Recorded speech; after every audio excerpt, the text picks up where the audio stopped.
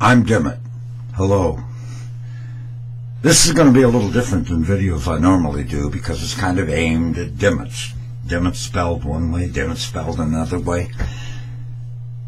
James Dimmitt wrote me on Facebook and introduced me to a page where there are all kinds of Dimmitts.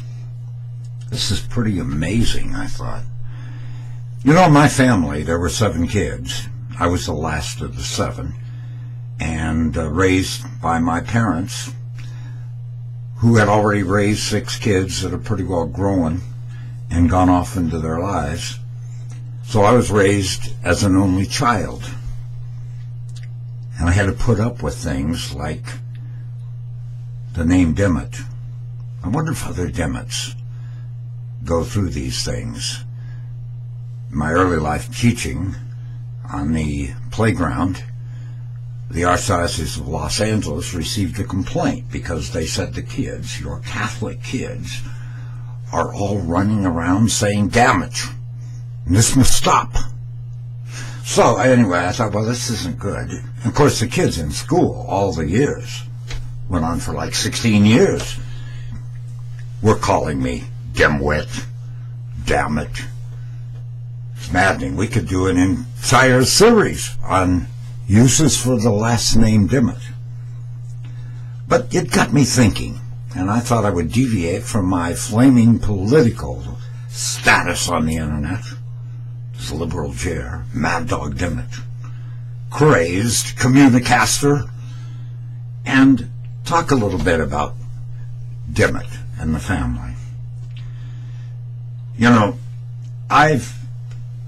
my entire lifetime, at least close to 40 years of it, has been spent in broadcasting, television, news, mainly talk shows. A lot of abuse there, let me tell you. Thank you, Lord, for the gift of the censor button. Great tool, by the way. I got most of that off the air. I'm going to digress because I tend to digress.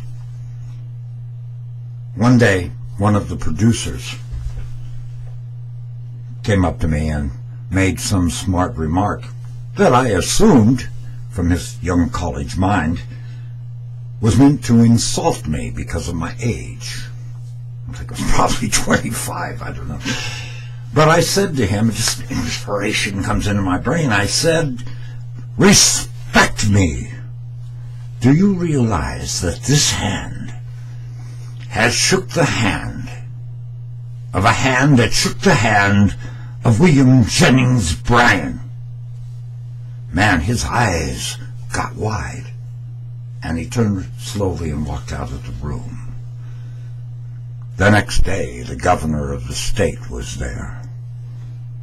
And the governor was sitting in the chair, and he and I were discussing whether creamer should be put in the coffee. And the producer walked in. And he went straight to the governor, and he said, Governor, respect this man. Do you realize that his hand has touched the hand of a hand that touched the hand of William Jennings Bryan? The governor looked at me, suddenly not thinking about what kind of creamer he wanted in the coffee. But it kind of stuck in my mind. There is a connection. It's remote, but a connection of everybody that we meet, where their lives have been compared to where our lives have been. But how many times do you touch the hand of somebody who touched the hand of a hand that shook the hand of William Jennings Bryan? That still baffles me even to this day. Well, it has nothing to do, nothing whatsoever, with the video I wanted to do today. Today's video is addressed to those who are named Dimmitt. But the rest of you may sit there quietly and listen, and you might be able to contribute something in those comments. I have, as many of us do in their family, a chest of drawers.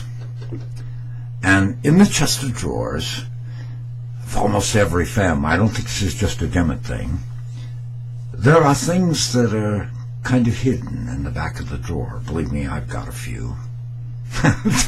Right after I die, I'm going to make a video, if I can do that, I don't know. But I'm going to make a video and tell you things that I want to share with you that I don't want to share while I'm still alive, okay? Just leave that. When my dad, who was born in the late 1800s, if math worked in my brain like it used to, I could tell you the exact year. His name was Percy Dimmitt. Dad's dad was named Aaron Dimmitt. You know, one of the things that comes to my mind after watching a thing on PBS the other night talking about the early 1900s that has been in that drawer for 100 years is the fact that they didn't have adoption agencies and things back then. There wasn't child protective services. And people like disposed of children. My grandfather, Aaron Dimmitt, put an 8-year-old Percy Dimmitt and Maxine Dimmitt, his children, whose mother had died, on a train and said, "I'll pick you up on the other side." Aaron Dimmitt's idea of other side was far different than what my dad's idea of other side really was. Because when Maxine and Percy arrived at this strange city, and they got off the train, Aaron Dimmitt was not there. He was never there. A man named Lau, who owned roller rinks, picked my dad up and his sister, and he raised my dad. But somewhere along that path of life in that drawer, Maxine disappeared. We don't know what happened to her. And throughout my dad's 80-some years on this planet, Dad wondered and talked often. When he wasn't talking politics, he was very politically oriented. A liberal, by the way. Might have something to do with me.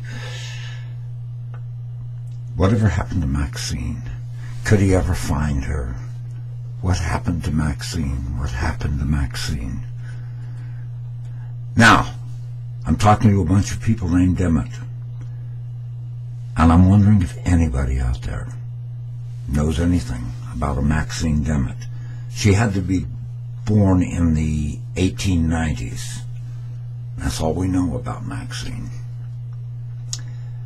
Here, right now, in this internet, with a video that will be up here long after I'm gone, maybe we can find out. Did Maxine live to be in her 80s? Or did something horrible happen in that strange, unnamed city 100 years ago? I don't know. I'd love to know. I met my grandfather one time. I've always said I never met my grandparents. I'm going to tell you the story. I had to be about the age of my dad when he was abandoned.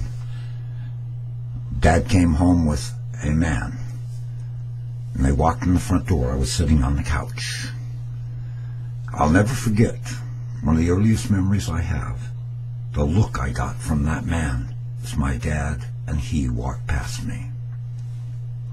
It's a very different kind of a look. It's like he was trying to take a picture. He was trying to, but he didn't get the time, I don't think, to take the picture. They disappeared into the back bedroom, and the door was shut. And I heard curse words that I've never heard before, some of them starting with F, a number of times. But the word that was most loud and heard the most often was Maxine, Maxine, Maxine. Then the door opened. They walked past me again. This time, Aaron didn't look at me. He looked down at the floor, and there were tears in his eyes. And out the door they went. Dad had gone to Sawtell, a hospital in California, picked up my grandfather, and brought him home with one purpose: to tell him he had not forgotten Maxine. So I throw it out there. I'm used to doing 4-hour radio shows. It's very difficult for me to sum this up in a matter of moments. But if anyone out there now or in the future, since these videos will be here and I won't, knows anything about Maxine, whatever happened to her, I hope somehow it can be told to a Dimmitt connected to me, so that drawer with that mystery can finally be opened and shared. If you will excuse me.